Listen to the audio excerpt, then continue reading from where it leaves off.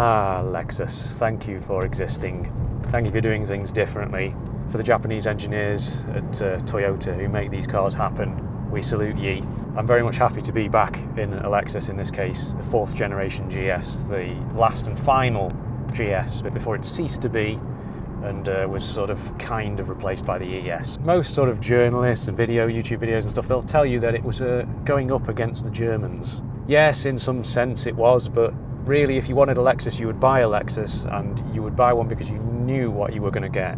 And it was not what you get from a BMW, a Mercedes, a Jaguar.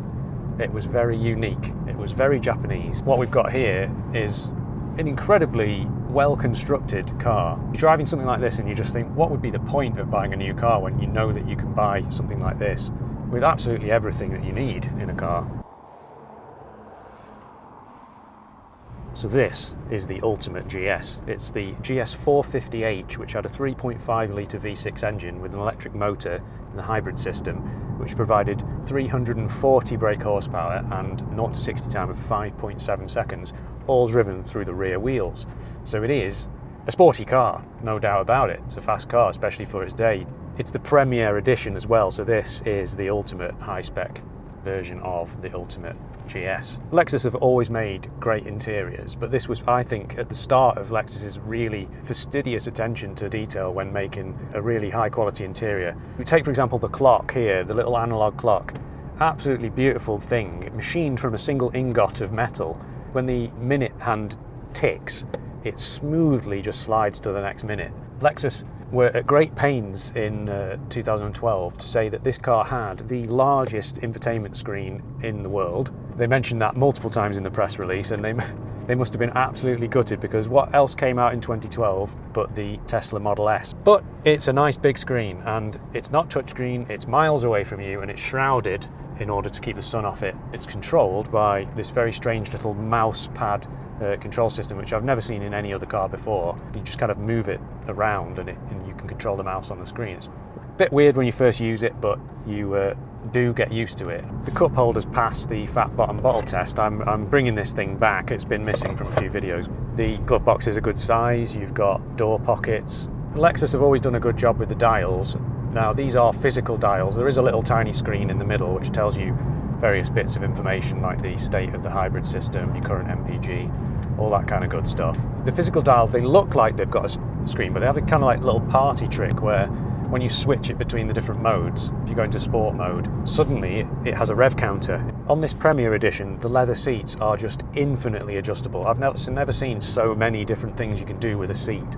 It even has a little bolster part underneath your legs that folds out, and on the passenger side it goes out even more, so you can kind of like really chill out in this car as a passenger. I suspect that it must take quite a lot of messing around to get the absolute optimum position for your seat, but of course once you've done that you can save it into the memory system and never have to do it again. So the seats are heated, of course, but they're also ventilated, which is a fabulous thing in the summer when you can feel the cool air from the air conditioning blowing up through your backside. But speaking of climate controls, which are all here underneath the screen, all in button form, of course, because that's the best way of doing it, had something called S-Flow, which was a unique thing to Lexus, and it's really quite interesting in that it only blows air at people who are in the car. So if there's nobody in the passenger seat, no air will be coming out of the vents for that passenger. It's supposed to be sort of more efficient. It's not wasting the energy of that heat. In addition to that, it has something called nano or nano-E technology. It basically sends little ions into the air that pull out the various nasty smells and things. But not only that, but the particles are surrounded by like little tiny droplets of water, which apparently will moisturize you as you're driving along, which is an absolutely ridiculous concept. Now, the old GS, the one that came out before this car, was a lovely car. I've reviewed one of those already, and I will leave a link to that at the end so you can see what the older version of this car was like. Looks wise, this car has it pipped absolutely, because this just looks a little bit more special, a little bit more unique.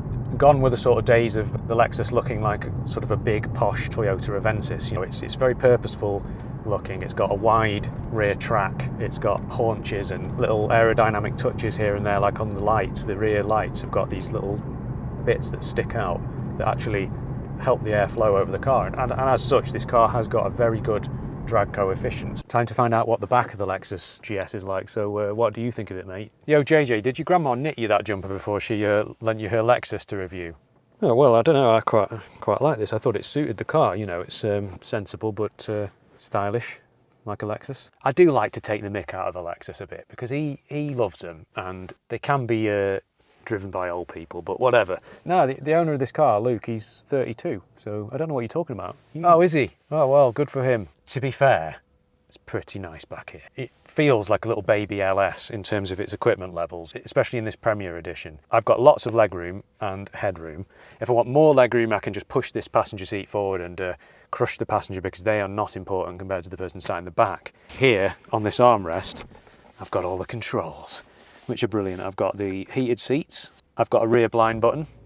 Bring the rear blinds up. I've got a blind here as well, if I need it.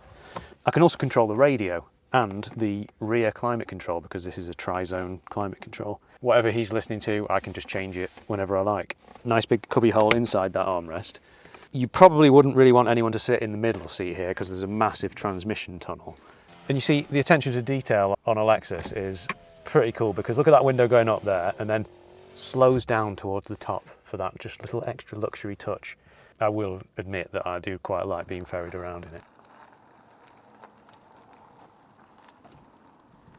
It's got a 10-metre turning circle, which is great for a big car like this, which means although it's a big car, it's actually easy to drive and easy to place. You know, the A-pillars are actually smaller than the previous GS and they're quite narrow, and back visibility not quite so good, but you've got reversing camera on this car and the mirrors position themselves downwards so you can see better where you're reversing, and so it means that this car is actually a doddle to park. And you can see the bonnet at all times, which was actually an idea that they had when they designed this car so that you can place it more easily. So the hybrid system is brilliant. Obviously Toyota know exactly what they're doing with it. You know, sometimes it's in electric mode only, especially when you're driving around quite slowly.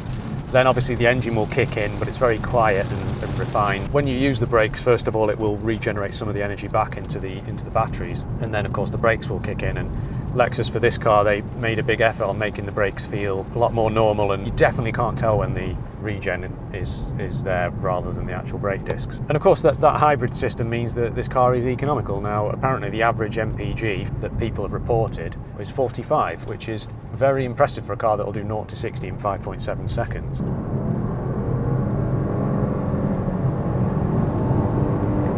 Oh yeah. In the higher spec versions of this car, you've got some drive modes that you could select between. So you've got Eco mode, which basically just dulls the throttle and makes the car easier to drive economically. Normal mode, which has got your everyday compliant suspension, nice and smooth, with a good level of ride quality that you'd expect from a Lexus. Then you can switch it up into Sport and Sport Plus, and that's where this car, in theory, becomes better to drive. The steering firms up, the suspension firms up. You know what? It does. The old GS was actually a surprisingly good car to drive. You know, it wasn't an absolute amazing sports car or anything. But in this car, Lexus improved it. You know, they made the chassis and the body stiffer. They made the suspension a little bit more of it to a European standard, and it is like some of the older Lexuses. I think that the damping wasn't quite right, but in this car, it does feel really good. I mean, I don't think any car has had any feedback in the steering for many years, has it? And of course, this doesn't either. But it's got rear-wheel drive. It feels very well planted and grippy. It is all right in the corners for a big heavy car. It's an 1800 kilo car in this hybrid form. But if you really wanted a sporty Lexus, there was the F Sport version of this car, which had, you know, tighter suspension. Everything was just a little bit more hunkered down, and you got like the sporty interior and little bits of trim here and there. For me, I'm not really interested in that kind of trim. Then above that was the GSF, which was an insane thing. 470 brake horsepower from a naturally aspirated 5-litre V8. What a machine that must be. I would really love to get my hands on one of those, but that's for another time. By the time 2012 came along, they'd changed the tax system a bit, and this car is only around £200 a year to tax, which is pretty decent for the performance. It's also ULEZ compliant, so you can drive it in the centre of any big city in the UK. Of course, you've got legendary Lexus reliability, haven't you? Most people who comment when they own one of these cars, you know, I've done a few reviews of different Lexus products now, and especially these bigger, more luxurious Lexuses, almost nothing goes wrong with them. It's really quite incredible that they can make a machine like this that's absolutely full of technology and equipment, and nothing goes wrong. Of course, you've got maintenance and you've got things that you might need to replace, which are a little bit more expensive because it's a luxury car, but the owner, he's told me he's not had any issues with this car in 2 years. The big concern with a car like this is of course the battery pack, because you think, well, how long is that going to last? Is it going to fail and then am I going to be left with a massive bill? Well, that is possible. I'm not going to sit here and tell you that the batteries will never die, but what I would recommend is ensure that it's had the Lexus hybrid battery check when it gets serviced. So if it's been serviced at Lexus, it will have done, and they can tell you whether the battery's any good or not. You know, these can do up to 200,000 miles and more. Now this car has done only 72,000 miles, but the battery health is at 92%, which is amazing, isn't it? I mean, the batteries in this are nickel metal hydride. They're not the lithium ion that you get in basically every modern electric car, and they last really well. So this Lexus GS, it's not a German car, and that's a good thing. It didn't need to be. It does things in its own way. That's not to say I don't like German cars. I own 2 of them.